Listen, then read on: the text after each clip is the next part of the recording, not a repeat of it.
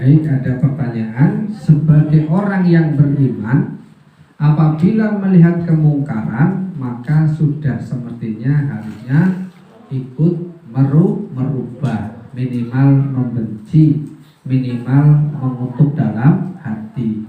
Kalau tidak mampu merubah dengan tangannya, merubah dengan ucapannya. Kalau tidak mampu merubah dengan ucapannya, ya minimal di hatinya tidak suka adanya kemungkaran yang kita lihat. Dalam kitab Tambihul Ghafilin memang disebutkan dalam bab amar ma'ruf nahi munkar bahwa amar ma'ruf nahi munkar itu seperti dua sisi mata uang. Jadi amar ma'ruf nahi munkar itu seperti dua sisi mata uang. Jenengan yang duit mata uangnya mau sebelah tok, laku nopo betul? Tidak laku. Begitu juga dengan hidup kita, ada hablum minallah, ada hablum minan nas.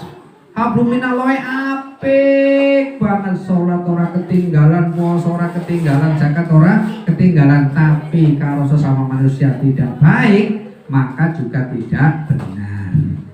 Ada orang yang sewu, mungkin ora tahu sholat, ora tahu puasa, ora tahu zakat, tapi kalau kok apike luar biasa.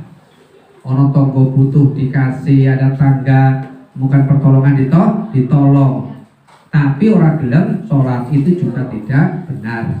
Maka yang benar adalah bagaimana kita menyeimbangkan antara kewajiban kita hablum minallah dan juga hablum minannas. Dalam hal dakwah juga sama. Dalam dakwah ini adalah kewajiban kita bersama. Ada amar ma'ruf, ada nahi munkar. Ada menyeru yang baik, ada mencegah yang jelek. Tapi akhir-akhir ini mayoritas kebanyakan manusia, mungkin dia ustaz, mungkin dia kiai atau apapun sebutannya, kebanyakan hanya mampunya amar ma'ruf nahi munkar mulai mengecil. Contoh nih, nang masjid bocah ribut banget, jarang ada yang berani mengingatkan. Kenapa? Takut dicap galak oleh anak-anak. Betul nggak, Mas? Betul. Takut dicap galak. Itu kayak Mbak Vino, galaknya luar biasa. Aku dolanan situ we orang itu. Nah, misalnya seperti itu. Karena dia takut dikatakan tidak baik oleh sesama manusia, itulah kadang dia menjadi cuek. Maka saya pribadi kadang sampai mengalah, lebih baik saya sholat di rumah.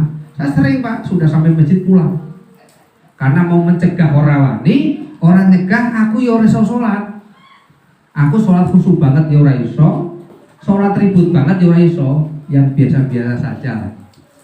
Saya yakin kita rata-rata sholatnya masih belum khusyuk. Sholat masih kelingan utang, betul Bu? Rata-rata WDW sholat masih kelingan utang. Sholat masih kelingan anak nakal, sholat masih kelingan jemuran, sholat masih kelingan masakannya gosong. Itu jauh lebih baik daripada orang yang merasa sholatnya sudah benar. Bahaya loh gitu. Di bab Al-Hikam, di kitab Al-Hikam disebutkan itu jauh lebih baik dibanding dengan orang yang merasa sholatnya sudah benar. Orang merasa sholatnya sudah baik. Kalau orang merasa sholatnya sudah baik, orang merasa sholatnya sudah benar, dikhawatirkan dia terjangkit penyakit takabur. Aku belum sholatnya wis paling apik. Itu malah jadi bahaya. Jadi kalau tombol hati justru aku sholatnya masih kurang, sholatnya masih salah, diperbaiki terus. Tetapi tidak perlu merasa sholatnya paling benar. Oleh karena itu, melihat kemungkaran sejenis apapun, ya kita harus merubah. Yang kecil kan kecil, mulai dari mungkin melihat anak-anak yang kurang pas, kita ingatkan. Memang abot, pada dengar rawani, kira rawani. Pak Vino rawani, Mbak Vino rawani. Ngeling ke bocah kono ribut masjid. Repot, apalagi anaknya ngomong kayak susah. Kalau mau dibahas panjang, wah itu aja Hasan Hussein cerita Nabi, dibiarkan dia naik ke punggung Rasulullah Shallallahu Alaihi Wasallam. Lihat asbabul wurudnya. Hasan Husain usianya berapa? Ketika Hasan Husain sudah gede, ketika ada kejadian menimpa pada anak-anak yang sudah mumayyiz, Nabi mengatakan bersabda, muru auladakum bisolah bisabi sinin, ngajari anaknya sholat ketika usianya 7 tahun. Supaya apa? Supaya minimal iso dikandani. Le nek iso nang masjid sing ampel, salate aja ribut. Mungkin anak-anak yang bawa orang tua, kebalik ya. Orang tua yang bawa anak, mungkin dia senang bangga bisa sholat sama anak-anak. Tetapi orang-orang yang pingin sholatnya tenang juga terganggu. Nah, maka kalau anaknya ribut, ya lebih baik mendidiknya melalui TPI, TPK. Kalau tidak TPI, TPK, ya diajak sebelahan karo wong tuane. Lah sebelah apa? Sebelah ayah. Supaya apa? Supaya mungkin bisa sampingan andani. Tapi nek dicor klowor ya akhirnya bablas angine, wes bablas angine. Belum nanti kata Kak Seto. Apa kata Kak Seto? Anak adalah dunianya bermain. Ora usahlah digawa mainan, ora usah digawa mainan lho nggih. Nang masjid tetep main. Oh jenenge anak dunianya bermain. Kita nggak bisa menyalahkan anak karena memang anak dunianya bermain. Kalau kita sudah tahu anak dunianya bermain, yo minimal ketika pamit mari masjid, ojo digawani mainan. Lo kan namanya kalau pembunuhan ini pembunuhan yang direncanakan. Kalau namanya main tuh permainan yang direncanakan. Nek masjid yo digawani sajadah, digawani kopiah, digawani tasbih, digawani alat dikir, digawani mobil-mobilan, digawani tembak-tembakan. Ora usah digawani mobil-mobilan atau tembak-tembakan pun mereka di masjid tetap akan mobilan. Wong jenenge bocah, awake dhewe sing ora iso nglarang. Karena memang dunianya seperti itu. Bagaimana jalan tengahnya? Satu, kalau mungkin anak dulu bisa dikandani, kenalkan anak dengan mengenal Tuhan melalui dunia bermain. Kapan?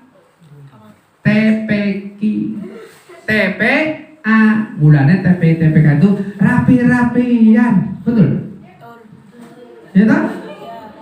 Rapi-rapian, kemudian ngajar ke apa kambilnya nyanyi dari kecil. Lanjutin. Mulai kabeh ya. Nek wis TPK wong tuwa ya ora perlu diajari lagu ayo rapi-rapian. Nah, saya Mbak Ridwan kon rapi-rapian terus menyanyi dari kecil hingga dewasa. Al-Qur'an pedoman kami ya tidak perlu ya, langsung etika membaca Al-Qur'an. Nah, itu jenis nahi mungkar yang sifatnya masih baik, yang masih bagus. Ada nahi mungkar yang sifatnya tambah medeni. Contoh, Pak Dadang melihat saya mabuk, yakin orang wani ngelarang. Yakin orang wani ngelarang. Atau dibalik, saya melihat Mas Reza mabuk, aku ya ora wani. Terus lagi mabuk, tak larang, tambah mabuk ya ora. Oh ngantemi, nyekel golok, alasannya lagi mabuk, orang sadar. Nah kan repot. Maka saking bahayanya orang mabuk, ini contoh mabuk loh ya. Saking bahayanya orang mabuk, dalam Quran surat An-Nisa Allah sampai mengingatkan orang-orang yang dalam keadaan mabuk, orang itu nang masjid. Ya ayyuhalladzina amanu la taqrabus sholata wa antum sukara. Orang-orang yang beriman, janganlah kamu mendekati tempat sholatku. Maksudnya adalah masjid ketika Anda dalam keadaan mabuk. Lah mau lagi mabuk ora benar.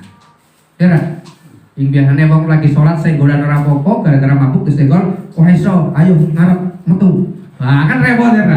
Padahal lagi sholat nyun sewu jejukan nyun sewu lho ki, jejukan kepala sama pantat mboten apa-apa to? Lagi sholat ora apa-apa ta? Tapi lo lagi mabuk bisa jadi langsung pendelikan metu. Ayo metu lagi itu ra. Padahal lagi sholat, makanya bahaya. Biasanya kalau kita melihat kemungkaran yang kelasnya kayak gitu, tambah orang wani ngeling. Apa resikonya bagi orang yang beriman? dijelaskan di kitab Tabiqul Khafilin, dijelaskan di kitab Al-Hikam dan sebagainya. Banyak kita yang menjelaskan kalau kita membiarkan amar ma'ruf nahi mungkar, minimal membiarkan kemungkaran, itu podo karo awake dhewe berada dalam sebuah kapal. Ada orang yang merusak kapal, ada orang yang melubangi kapal, kita membiarkan. Kira-kira sing tenggelam, sing ngelubangi apa awake dhewe ikut tenggelam? Kabeh ikut tenggelam. Itulah sebabnya kewajiban kita bersama. Karena kita tidak mampu, ya minimal berdoa nengati ya Allah. Muga-muga ndang tobat. Muga-muga ndang mari. Jadi intinya bagaimana kita ya minimal membenci kemaksiatan. Kalau belum bisa merubah dengan lesan maupun tangan, minimal membenci. Nek benci melu tuku apa ora? Ujine seneng benci karo minuman keras melu tuku, ya berarti ora benci. Jenenge benci karo nomor melu tuku, berarti ora benci. Nek benci yang minimal menghindari, tidak ikut-ikutan deh. Kira-kira seperti itu. Banyak yang harus kita lakukan, ya paling tidak sedikit demi sedikit.